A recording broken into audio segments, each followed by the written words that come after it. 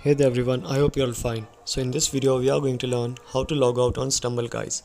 So without further ado, let's dive right into it. So as you can see, there's an option called settings here on the top right, and you can directly see that there's an option called Google Play. So as it is connected with Play Store, that's why it's showing login. It will show you login, so you'll have to log in if you want.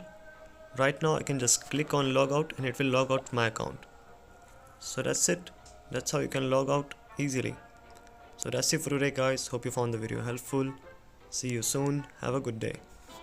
You can also just again log in if you want. So you can click on login here. I'm just showing you. So you can use your Gmail that is connected with it. Click on login.